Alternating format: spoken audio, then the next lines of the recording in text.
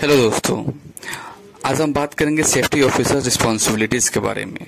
अगर हम साइट पे जाते हैं या फिर किसी इंटरव्यूअर के पास इंटरव्यू देने के लिए जाते हैं तो इंटरव्यूअर का पहला ही क्वेश्चन होता है what is safety officer responsibilities. तो आज हम सेफ्टी ऑफिसर्स के मेन टॉपिक के बारे में डिस्कस करेंगे, एक इजी वे में, एक सिंपल वे में, विथ एग्जाम्पल के साथ। दोस्तों, हम फर्स्ट टॉपिक क्या है, advise health and safety issues. अगर हम साइट पे जाते हैं, उस साइट पे किसी भी प्रकार का हेल्थ एंड सेफ्टी इश्यूज होता है तो उसको हम अपने मैनेजर्स के साथ और टॉप मैनेजमेंट के साथ बैठकर उसको डिस्कस करेंगे। और सेकेंड में क्या है, play his role in implementing health and safety policy procedures. अगर हम साइट पे जाते हैं या कोई भी साइट पे जाता है तो उस कंपनी का पॉलिसीज क्या है, उस कंपनी का प्रोसीजर्स क्या है, उसको प्ले करना, उसको फॉलो करना। और थर्ड में क्या आता है, carry out induction training. Site पे किसी भी नए वर्कर आते हैं, कोई विजिटर्स आता है, विजिटर्स में कोई हो सकता है जो आपके साइट पे वर्क नहीं कर रहा है, उसको प्रॉपर ट्रेनिंग नहीं है, वो इंडक्शन नहीं लिया है, तो वो विजिट कर रहा है साइट पे, उसको हम प्रॉपर इंडक्शन देंगे और इंडक्शन में पूरी की पूरी जानकारी देंगे जी कंपनी की क्या पॉलिसी है, कंपनी में क्या रिस्ट्रिक्शंस है, कंपनी के क्या क्या प्रोसीजर्स है। उसके बाद से दोस्तों फोर्थ में बताएंगे हम carry out daily inspections of plant and premises. जब हम साइट पे जाते हैं, डेली साइट पे जाते हैं तो डेली साइट पे कुछ ना कुछ एक्टिविटी चलते रहता है और उससे कुछ ना कुछ हजार्ड इशू होते रहता है। जब हम साइट पे जाएंगे तो daily first time in morning time में हम साइट को एक राउंड मारेंगे, उसमें देखेंगे क्या क्या उसका हजार्ड्स में है, क्या क्या साइट पे इशू है, उसको हाईलाइट्स करेंगे और हाईलाइट करने के बाद अपने सुपरवाइजर और अपने इंजीनियर के साथ उसको डिस्कस करेंगे। आता है दोस्त, keep records of accident, incident and near miss and other reports, other safety reports. जैसे कि साइट पे हम रहते हैं, किसी भी प्रकार का नियर मिस होती है, किसी भी प्रकार का एक्सीडेंट होता है, इंसिडेंट होता है, yes, all types of safety records, उसको अच्छे से रखें, उसको एक फाइल करके रखें। कभी भी उसको जरूरत पड़े तो उसको हम अच्छे से यूज कर सकें। या फिर किसी भी प्रकार के अथॉराइज एजेंसी जब आपकी कंपनी में आए या फिर आपके क्लाइंट आए और वो बैक रिकॉर्ड मांगे, बैक सेफ्टी रिपोर्ट्स कहाँ हैं, तो उसको आप अच्छे से उसको मेंटेन कर सकें, उसको अच्छे से दिखा सकें, उसको अच्छे से शो कर सकें। उसके बाद 6 नंबर में दोस्तों, prepare health and safety reports for the company.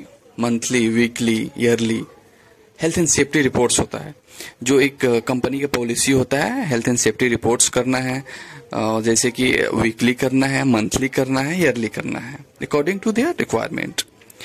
उसके बाद 7 नंबर पे आता है to monitor the welfare facilities provide. अगर साइट पे प्रॉपर वेलफेयर फैसिलिटीज प्रोवाइड नहीं किया गया है, साइट पे प्रॉपर वॉशरूम नहीं है, साइट पे प्रॉपर वाटर सप्लाई नहीं है, साइट पे कैंटीन नहीं है, साइट पे प्रॉपर लॉकर नहीं है, तो आपको देखना है साइट में क्या क्या वेलफेयर वर्कर को नीड है, उसको क्या जरूरत है, उसको फिर प्रोवाइड कराना है। जो कंपनी ऑलरेडी प्रोवाइड नहीं की है उसके बारे में बात करना है। उसके बारे में आप सुपरवाइजर से बात कर सकते हैं, आप अपने टॉप मैनेजमेंट में जाकर बात कर सकते हैं। उसके बाद से आता है 8 नंबर पे to notify company and legal regulatory authorities. अगर साइट पे किसी भी प्रकार का एक्सीडेंट होता है, साइट पे किसी भी प्रकार का इंसिडेंट होगा, तो उस चीज को आप अपने कंपनी के अथॉरिटीज के पास उसको कंप्लेन कीजिए या रिपोर्ट कीजिए, या फिर किसी अगर बड़े लेवल में कोई एक्सीडेंट हो गया है तो उसको अथॉराइज एजेंसीज के पास से उसको कंप्लेन कीजिए। उसके बाद से आता है 9th नंबर पे to carry out safety surveys and safety tour. आप जब साइट पे रहते हैं तो आप एक सेफ्टी टूर बनाएं, सेफ्टी सर्विस लें, अपने कोऑर्डिनेशन विथ टॉप मैनेजमेंट, अपने मैनेजर्स के साथ, अपने टॉप लीडर्स के साथ। क्योंकि वो जो आप साइट पे जाते हैं तो उसमें देखते हैं बहुत सारे हजार्ड्स होते हैं, बहुत सारे इश्यूज होते हैं जो उसको सब इग्नोर करते हैं। लेकिन जब आप अपने टॉप मैनेजमेंट के साथ जाएंगे वहां पे तो वो उसको मेंटेन करेगा और उसको रिकॉर्ड रखेगा, और उसके बाद वो जब अपने चेंबर से या ऑफिस में आएगा तो फिर सुपरवाइजर से बोलेगा ये चीज मेंटेन करो, यहाँ हजार्ड्स है, यहाँ इश्यूज है। इस चीज को हम लोग आसानी से हजार्ड्स को रिमूव कर सकते हैं। उसके बाद से 10th नंबर पे आता है to notify the supervisors about any changes in the.